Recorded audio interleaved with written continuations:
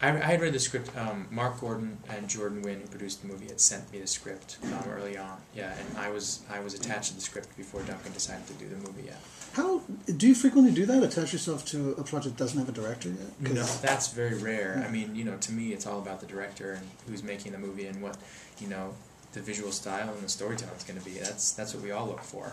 Same thing as an audience member, I look for as an actor. So, it's rare to be on a piece of material before the director.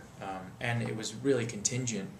I wasn't really attached to it until Duncan decided to do it, and then I was, desperate to do it. Well, what I was most surprised at with Duncan was how he kind of was very similar in personality to working with, and I know this might be a strange comparison, to working with Ang Lee.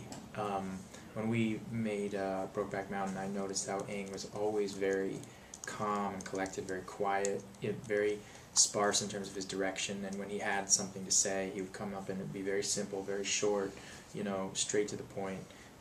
And Duncan, even though when you talk to him, I see on these press days, he's very sort of bubbly and positive and engaged in this way. He feels there's almost this weird naivete to the way he talks about things. But ultimately, when he's on set, he is close to silent.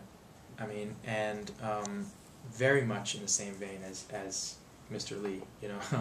He's just. He'd come up and give you direction, something like I remember in the second source code, whenever we were shooting that, he'd always just come up to me and say, make it weirder, make it weirder, that was weird, but make it even weirder, and then, and that's a very simple direction, obviously, but there was a real confidence in what he wanted, what he knew he wanted, and where he was pushing you.